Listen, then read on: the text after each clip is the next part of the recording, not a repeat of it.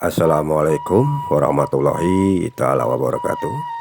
Bara Sunda di mana wae ayana tepang dangu di serang simkuring mangnana nagon dina pidangan dongeng Sunda anu parantos maneh nyana hiji jejer carios Muja Kaberit bagian ke-7 ye carios masih karangan Mang Nyalira kitu nabilih wae anu kasebut nami nuju alit kasebat asma saparantosna dewasa. Pon kitu deui kasindiran lakoning pelampahan ku ieu carios mangnyeunkeun deui punten anu sageung-ageungna. Moge nganuhunkeun kanggo Bara Sunda anu parantos subscribe, like, sareng komen dina channelna Mang ieu. Oge teu hilap kana pangrojong ti sadayana anu salawasna manco kana pidangan dongeng ti Mang anu satia kadangukeun kana daya dongeng ti Mang ieu nya baraya. Intun-intun mah kanggo Bara Sunda wae di mana ayana dikumkeun kasadayana anu sami-sami mika cinta mika resep kana pidangan dongeng ti Mang ieu. Sapados teu nyangkolong teuing kana waktos pidangan dongeng Sunda dina jajar carios Muja Kaberit bagian anu ka-7 kamari tetes dukikeun ka Aki Samid nuju aya di bumina Mang Digul nuju ngawarangkong di pawona nya baraya. Sumangga wirujeng ngadangukeun.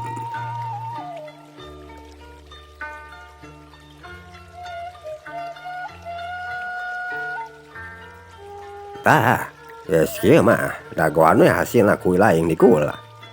Dangke oge mah burung aya buktina. Kan kadewe pepejeh ti Aki mah ulah nepi ka poho ilaing nyuguna tiap malam Salasa jeung malam Jumaah. Tah kitu nya Digul ceuk Aki Samid tengah ngingetan ka Mang Digul. Nya tantuna mah atuh ki moal poho kuring najan nepi ka mana wae oge.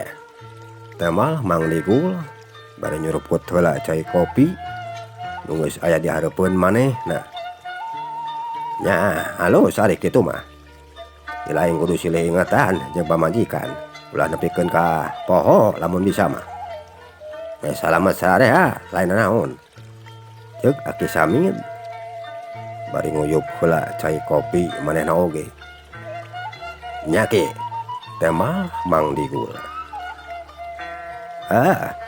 Kitu mah Digul kesalahanan mah nya ayeuna kirek balik heula ieu teh.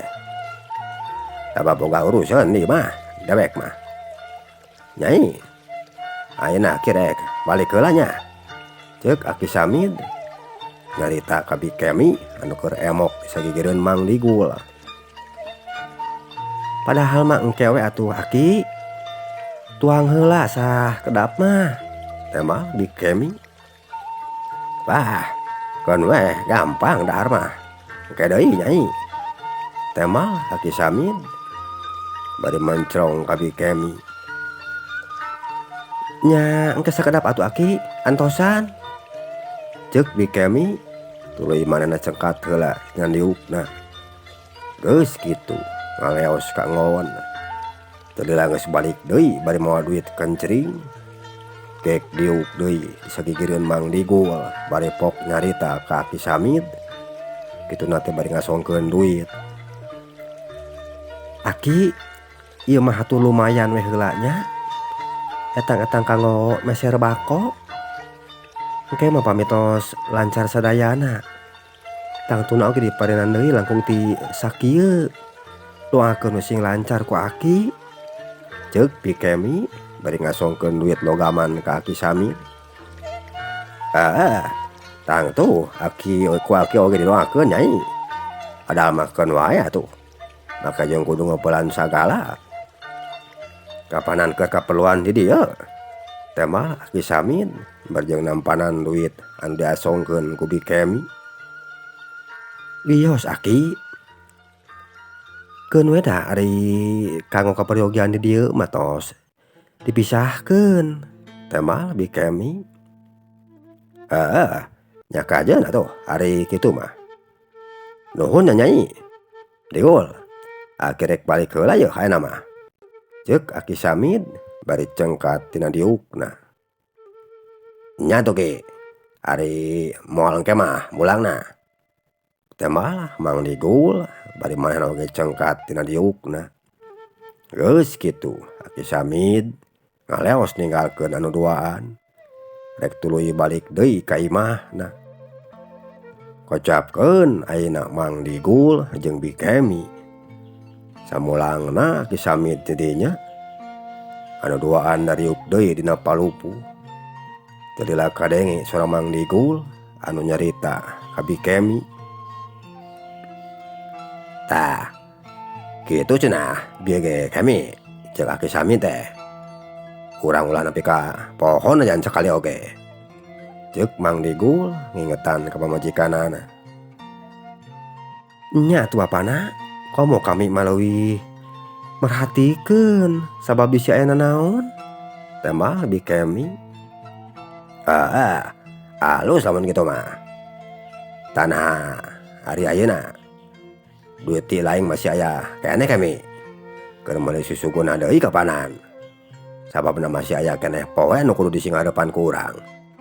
Tanya Mang Digul. Aya bapana duit mah. Dikekempil ku kami oge. Geus menang misah-misahkeun duit anu ti si Juah mah. Sangkan mahi keur sababaraha poe deui kahareup kapanan? Teh mah Bikemi. Ya syukur atuh. Hari aya keneh mah keur meuli susuguhna. Sabab can menang hasil kapanan urangna oge Kemi. Jadi wayahna kudu ngamodal heula. Ti heula we meunang ayeuna mah kesalahanan mah. Ceuk Mang Digul. Nya dah nanaon oge kudu ngaluarkeun heula modal sorangan bapana. Keun we dari eta mah geus ilaharna kitu. Teh mah Bikemi bari cengkat tina diukna. Rek ando nyait heula sangu dina hawu anu keur diseupankeun ku manehna. Ari Mang Digul mah nuluykeun deui hancap pagaweanana. Maseukan noran pacul anu dipasangkeun ku manehna. Kaayaan harita di lembur Cigintung wanci geus maju ka beurang. Langit bengras taya aling-aling.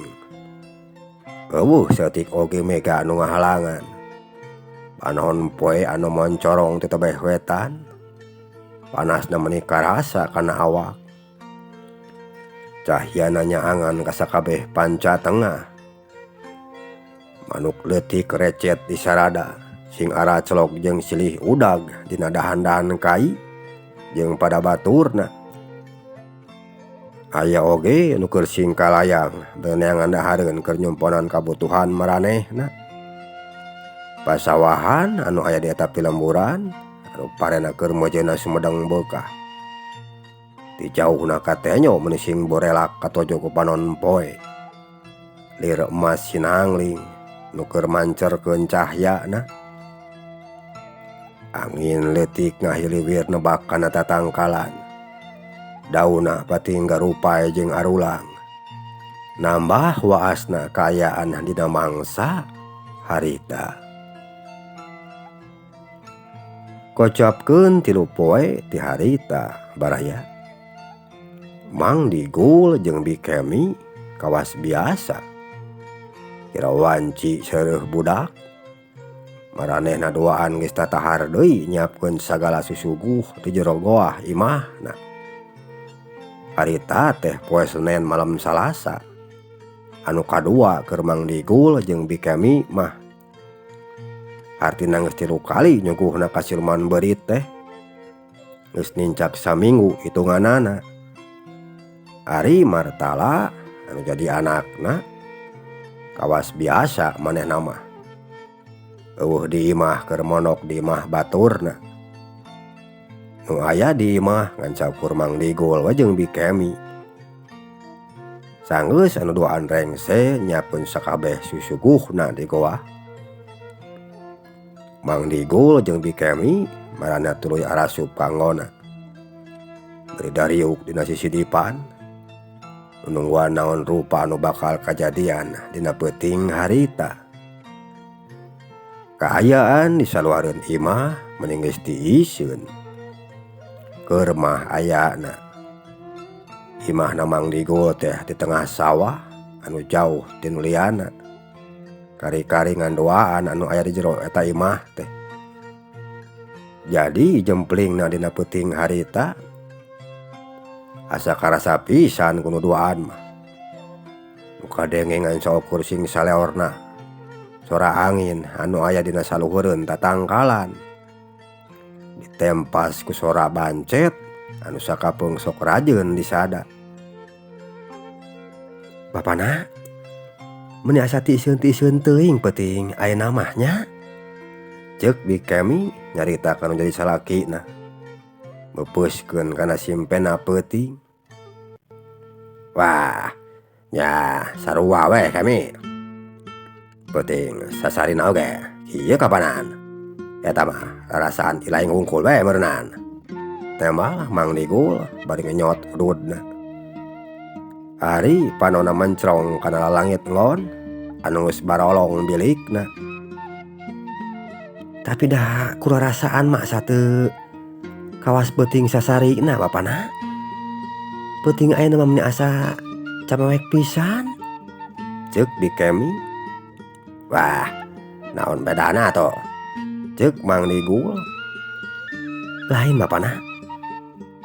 Peuting ayeuna teh lamun teu salah mah hartina geus saminggu meureunan nya.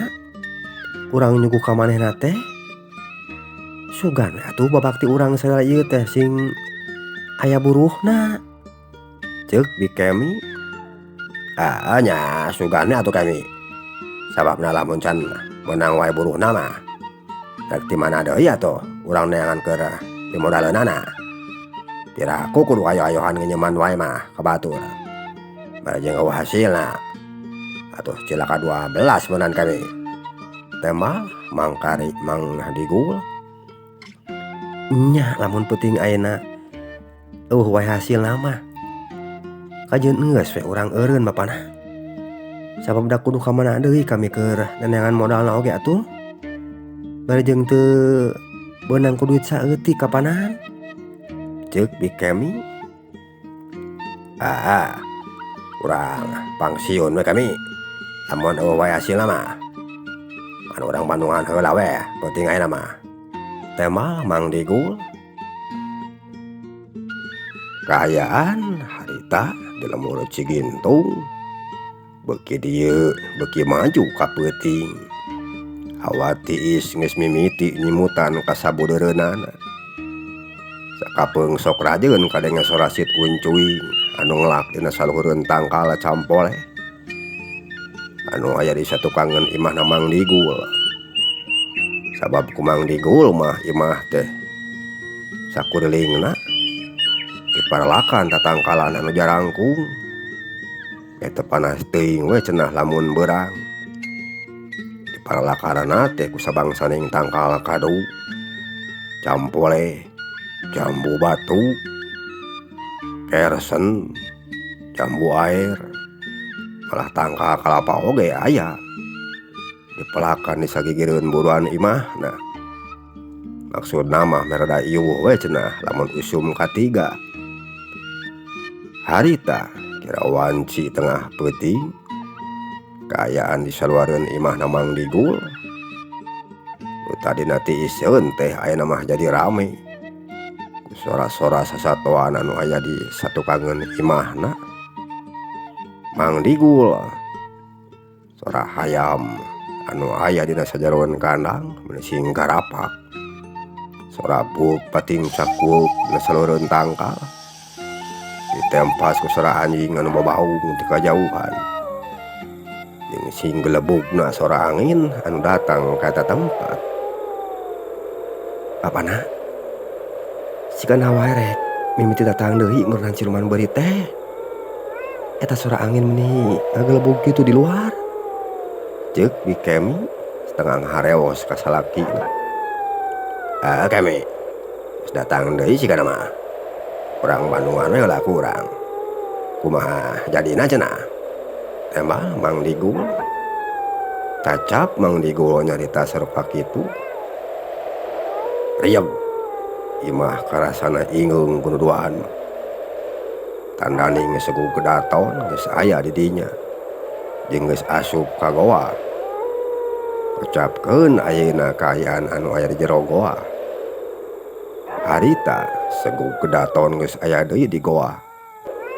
Manehna kawas biasa keur nyinghareupan susuguh anu dibaktikeun ku Mang Digul jeung Bikemi. Bari nu kangen kituna teh awakna kana lawang goa. Sigana wae lamun parang aya jalma nu nenyo ka manehna, mah teu buru ngempolan maneh kawasna mah. Sabab cirimna segug kedaton teh sajabana ti jangkung gede. Dikasieun deui awak jeung rupana oge. Sanggeus aya di hareupeun susuguh, terus sakabeh kadaharan anu aya di dinya dihuapkeun ku manehna. Hiji ge nu nyesa tuh. Nu nyesa dengan kariwadahna we hungkul. Sanggeus kabeh kadaharan anu aya di dinya beak. Les segug kedaton ngiles. Rieg imah karasana ingeung deui. Mang Digul jeung Bikemi anu harita keur araya di enggona. Awas biasa maranehna tuluy nyamperkeun ka goa. Sanggeus araya di jero katenyo ku maranehna duaan yen susuguh anu dibaktikeun ka siluman beurit teh geus eueuh deui di dinya. Geus eueuh deui geuningan kami. Hatina geus ditarima beunang bakti urang teh. Ceuk Mang Digul. Nya bapana ari ditarima nama ngan geuningan henteu merena naon keur ka urangna. Temah Bikemi. Cacap Bikemi nyarita sarupa kitu. Geblou bisa jaroeun ngon maranehna. Kadenge ku nuduaan. Aya sora anu ngageblou ningang ka handap. Siga nu dibebeutkeun di luhur. Atuh Mang Digul jeung Bikemi mending ngararenyag. Kemi, sora naon nu bieu teh nya anu ngageblug di jero ngon urang? Ceuk Mang Digul nanya ka Bikemi. Nya nyaho teuing atuh bapana. Hayu urang tempo we mah kuduaan. Sabab kami masieun ari kudu sorangan mah ka dituna. Temah Bikemi. Geus kitu anu duaan tuluy laleumpang nyamperkeun ka jero ngon. Barang deregan nggona ku Mang Digul disingkapkeun. Breh ku nuduaan katenyo yen dina saluhureun kasur teh tempat sare maranehna aya buntelan bodas anu keur aya dina luhureun kasur. Kemi, geuningan aya buntelan bodas tuh dina luhureun kasur urang.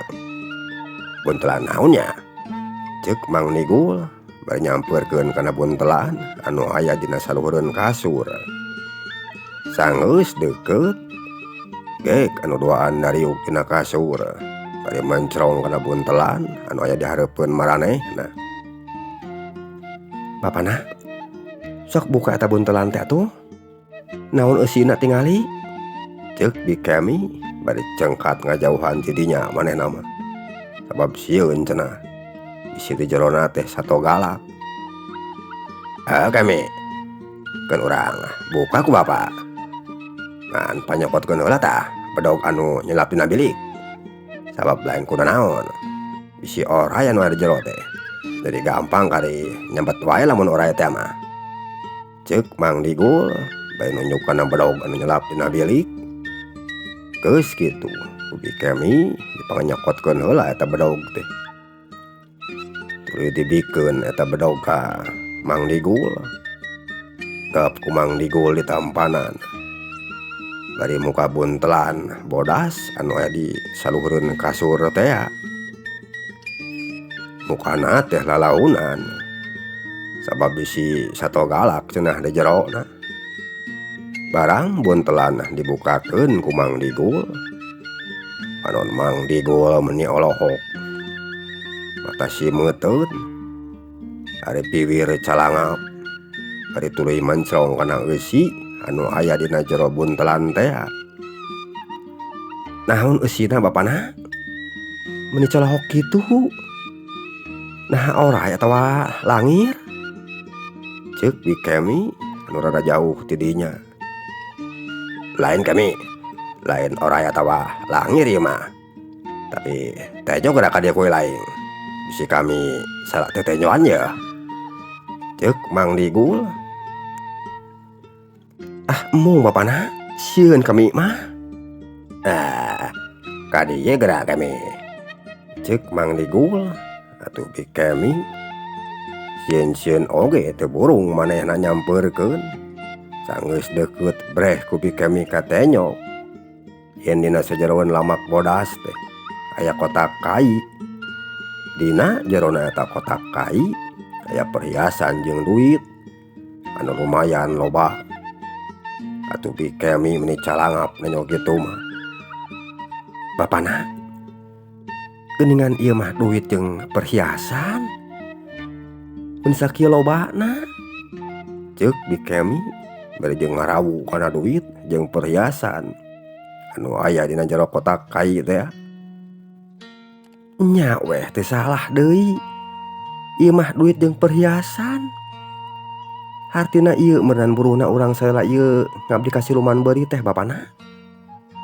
Urang teh laksana ayeuna mah. Ceuk Bikemi bangun atoh pisan barang nanyo duit jeung perhiasan anu aya di hareupeun manehna. Kami ieu meureun buruhna teh. Nya syukur ya atuh ari geus kieu mah. Artina manehna teh teu ngabohongan ka urang. Ceuk Mang Digul. Nya bapana. Ayeuna mah bagja kami teh bapana. Laksana kami hayang moga perhiasan anu aralus jeung duit anu loba teh. Hahai dadah. Awas ya. Rek dipapanas ku kami mah bapana. Jalma-jalma anu salela yang geus ngahina ka urang teh. Ceuk Bikemi. Nya kami eta mah kumaha laing wae. Ngan kade ta duit teh ulah rek dimonya-monya teuing kabeh. Sasakeun sabare mah keur nyuguhan di ka siluman beurit kapanan. Nya tuh bapana. Da kami ge leuwih ngarti. Ngan isuk mah ku kami rek dibayarkeun heula we nya sawareh mah kasih jual. Jeung rek dileuwihan ku kami mah. Sabab manehna nu geus saat nulungan ka urang. Jeung rek dibeulikeun anu sawarehna deui mah kana paparabotan ku kami teh bapana. Kami mah hayang meuni naon hayang kitu tah meuli kursi ti baheula teh. Era tuh ngampar wae mah ku batur. Kali-kali kami ge hayang siga batur bapana. Kami ngan sesakeun kami duitna. Keur maugi ka Aki Samin isuk mah. Bajang rek bejakeun ya. Yen usaha urang teh geus hasil ayeuna mah. Teh mah Mang Digul. Nya tang tuh ku kami oge dibere bapana keur ka Aki Samid mah. Ceuk Bikemi. Geus kitu mah anu duaan tuluy sarare deui di ngaon. Sabab wanci teh geus rek asup ka janari leutik. Kotak kai anu di jerona aya duit jeung perhiasan. Ku Bikemi teh sidik nanti keukepan. Abam sieun aya anu nyokot cenah. Kayaan harita disaluareun imah geus kawas bihara-bihari deui. Malah mah beuki leuwih ti iseun tibatan tadi. Nu kadenge ngan saukur sing heliwirna sora angin anu aya disaluareun imah. Kocapkeun isukna. Kira wanci haneut moyan. Mang Digul geus kaluar deui ti imahna. Rek ngandon nepungan ka Aki Samid. Dipirig ku hiliwirna angin. Dikendangan kurcetna sareng manuk. Jeung sorotna panon poe nu geus mimiti nyaangan panca tengah. Teu catur lilana di jalan. Mang Digul harita manehna geus nepi ka buruan hareup imahna Aki Samid. Malah mah kaparengan Aki Samid teh keur aya moyan bari diuk dina sisi palupuh tepas imah. Nah, soloyong Mang Digul nyampurkeun kaki samit. Sanggeus deukeut gek manehna diuk dina sisi palupuh gigireun Aki Samit. Teu lila kadenge Mang Digul anu nyarita ka Aki Samit. "Karah moyannya Ki?" tanya Mang Digul ngareret Aki Samit anu metongong bari nukangan ka manehna. "Harah aya ilaing geuning Digul." "Nya ya, karah moekeun heula tongong dewek mah. Meh teu tiis teuing. Geus ti mana ilaing? Dangan jawai ka dieu." Temal Aki Samit bari malikeun awakna nying hareup ka Mang Digul. "Henteu geus ti mana-mana Ki kuring mah. Ngahaja wae ka dieu ya," ceuk Mang Digul. "Kutaan teh ngahaja ilaing teh ka dieu nya. Nah aya naon kitu Digul?" tanya Aki Samit. "Kieu pangna kuring ka dieu teh Ki. Rek ngabejaan ka Aki. Dana usah kuring salaieu teh jeung jadi pamajikan di imah. Geus hasil Ki," temal Mang Digul. "Kutaan teh kitu nya Digul. Nya syukur we hari geus hasil mah. Artina teu gaplah mun usaha lain teh," ceuk Aki Samit. "Nya Ki, kuring teh nganunkeun pisan ya ka Ki anu salaya geus ngabantu ka kuring Ki. Lamun eueuh kitu teh mah teh kumaha mun nasib kuring jeung anu jadi keluarga di imah teh. Tah ieu mah lumayan bae tuh Ki. Datang-datang kuring mulang tarimakeun we ka Aki. Salaieu anu geus ditulungan ku Aki kapanan. Lumayan keur meuli bako-bako wae heula mah. Atuh sugan ke kahareupna. Kuring bisa leuwih ti sakieu merena ka Aki," ceuk Mang Digul bari mikeun duit logaman ka Aki Samit anu geus diwadahan kana kanyut kunang. Lumayan berat. Ciciren loba ta duit teh. "Nya nuhun Digul. Mun loba-loba teuing atuh mere duit teh. Nah hari keur silaing geus aya," temal Aki Samit bari nampanan duit anu diasongkeun ku Mang Digul. "Aya keur kuring mah Ki. Matak bisa mere ka Aki oge," temal Mang Digul. "Nya syukur atuh ari kitu mah. Sing leuwih loba deui ilaing diberena ku siluman beurit teh Digul.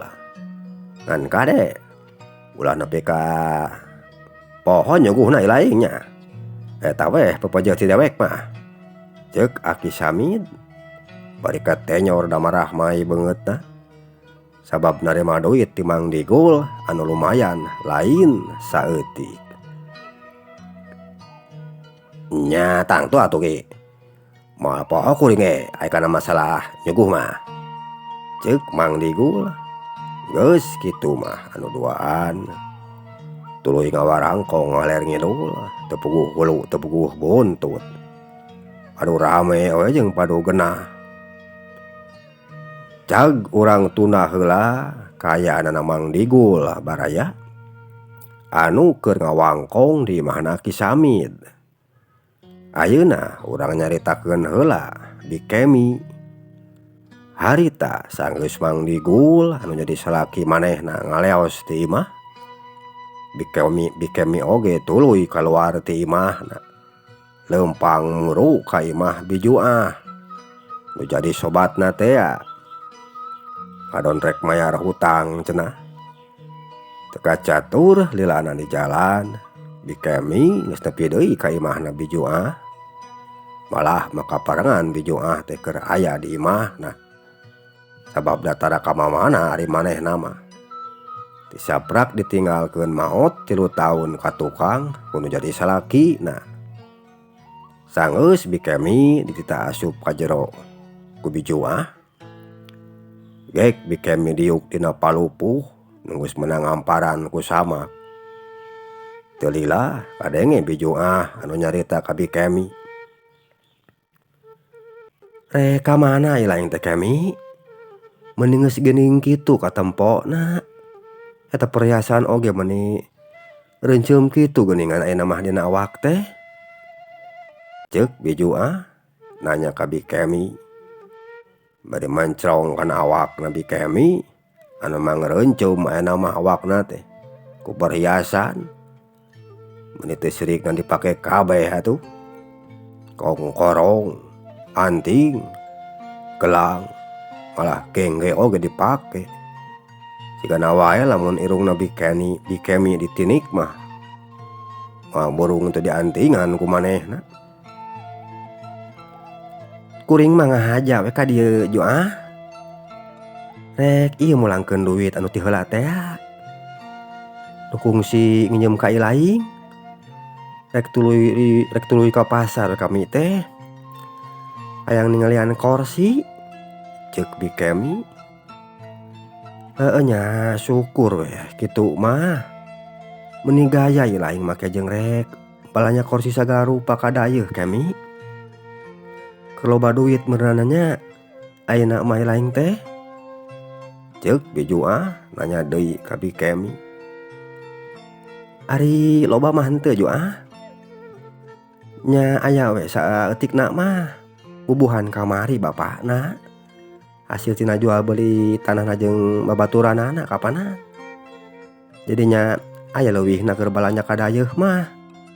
Teh mah Bikemi bisa deui nyaritana teh. Menjarkeun teh Mang Digul karek hasil jual meuli tanah cenah. Padahal tara ka mamana sapopoe oge Mang Digul mah aya we di imah. Kutan teh kitu nya Kemi. Syukur we atuh ari ilaing ayeuna geus aya kamajuan mah. Kuring milu atoh ngadengena. Ceuk biju nya ju da nanaon oge geuningan ari geus waktuna mah. Teu burung we. Tak ieu duit anu kamari teh nya anu nginjem 500 perak ka ilaing. Ku kuring nileuwihan 300. Jadi 800 ju Ceuk Bikemi bari ngasongkeun duit ka biju atuh biju meuni colohok nganyok kitu teh. Meuni gede-gede teuing leuwihna Kemi. Padahal mah keun bae atuh ulah dileuwihan sagala rupa. Keun bae ju meureun ieu teh geus milik ilaing. Sok we keur ilaing. Tong sok loba pikiran anu naon teh. Tak kitu we nya. Kami mari tuluy ka pasar heula ieu teh. Teh mah Bikemi bari cengkat tina diukna. Heueuh nya juga atuh bisi rek ka pasar heula mah. Nuhun nya duitna nya Kemi. Ku kami ditarima. Nya ju ayo nya. Ceuk Bikemi bari ngaleos cidinya. Rek ngadon tuluy muru ka pasar. Nya teu mimiti poe harita baraya. Kahirupan Mang Digul jeung Bikemi jauh pisan jeung anu baheula mah. Ayeuna imahna oge geus diganti ku tembok. Jadi weweg wangunanana teh. Atuh disatukankeun imah nu tadi dengan 2 siki teh boga hayam. Ayeuna mah nembe ka 10 na. Atuh sapi nu tadina teu boga oge jadi boga ayeuna mah. Pon kitu deui ingonan anu sejena anu dipikaresep ku Mang Digul kabeh ge dibeuli. Tatangga anu dareukeut ti imahna ayeuna mah teu sirikna rabul datang ka imah. Kudu rek ngarinyeum duit jeung ngareclok beas cenah ka Bikemi. Malah mah geus jadi sabeuwir hiji ayeuna mah di lemur Cigintung teh. Yen Mang Digul jeung Bikemi anu tadina hirupna lara masakat teh ayeuna mah geus jadi juragan gede cenah. Hirupna ngahanang-ngahaning. Bro di juru, bro di panto. Alayah di tengah imah. Loba ketan, loba keton. Loba pare guncir leuit. Loba-loba nu teu kalabok teh istunding lain bobohongan. Malah mah nu tadina teu wawuh oge. Jelema teh ka Mang Digul jeung Bikemi ayeuna mah ngarakuna teh dulur majarkeun teh cenah. Aya oge anu nyebutna teh uwah cenah. atau lamun teu kitu kapi paman jeung kapi bibi. Maklum mungwing sifat jalma mah. Lamun nenyo kahirupanana batur geus beuntak, sok pada ngaku kabeh oge. Beda jeung waktu kahayaan keur teu boga mah. Sakapeung dulur oge kapanan embung diaku dulur ai urangna sangsara mah. Atuh martala anu tadina Rudin oge dengan syukur eta deui baju teh. Ayeuna mah gini, malah mun ka mamana teh sirikna mamake wae sapatu. Arek mani we hungkul di bukana teh. Duit teu oleh merekis. Aya wae dina sakuna. Sabab kubi kemi sok tara kakok ari mere teh deui. Ngajarkeun teh mempengkeur aya we cenah.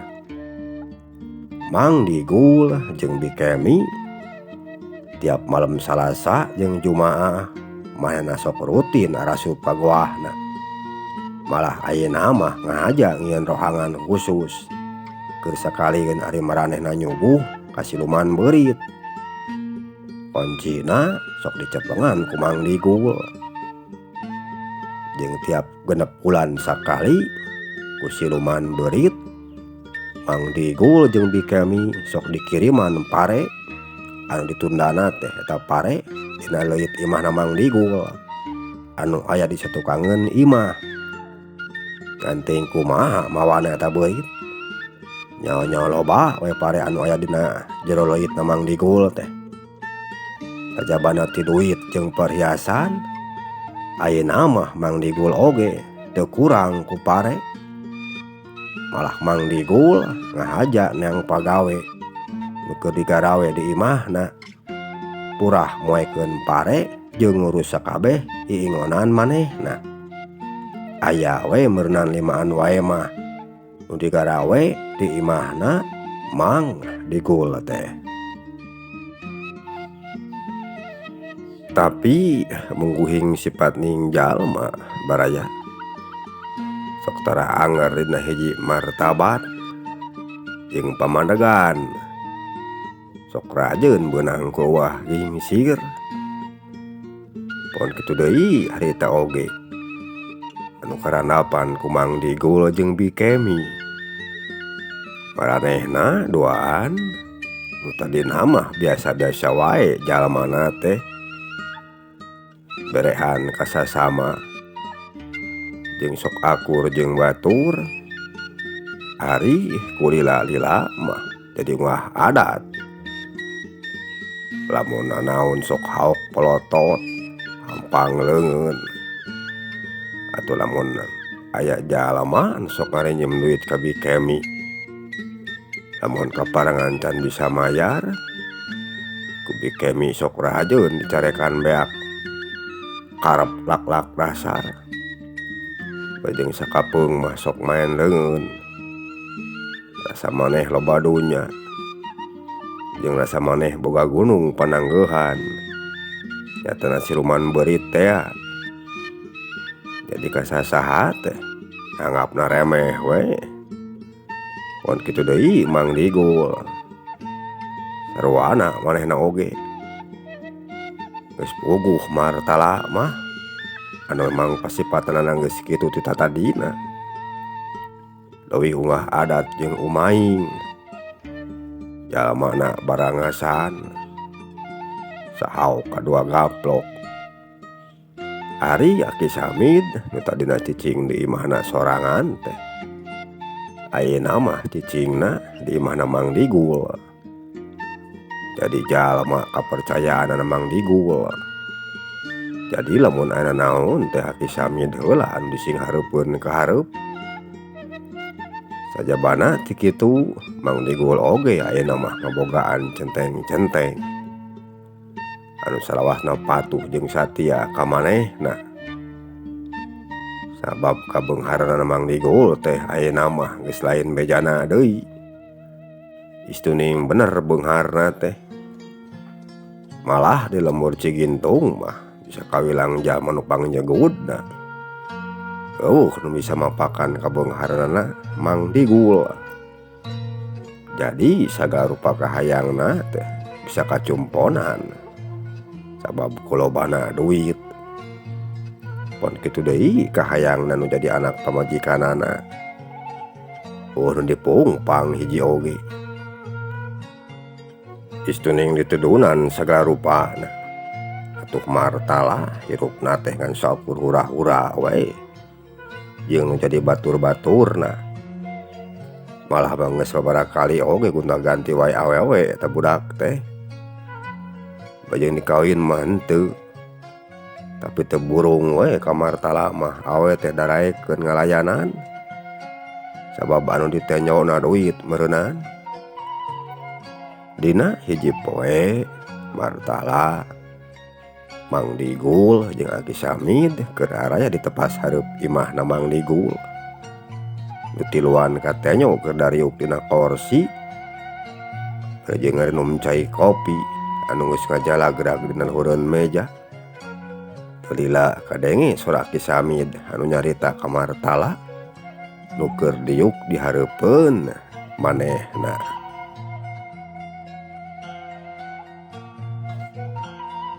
Para Sunda mung sakieu heula hancagarapan dongeng ti Emang dina jajar cariyos muja kabeurit bagian anu katujuh. Insyaallah dina bagian anu kadalapana ku Mang Sejadi lajengkeun deui dina dinten anu saterasna. Mang nyuhunkeun diapunten bilih wae seueur kakirangan dina midangkeun dongengna. Mang ngahaturkeun nuhun kana sagarupi perhatosanana. Mang pamit ti sadayana wilujeng kantun per mio.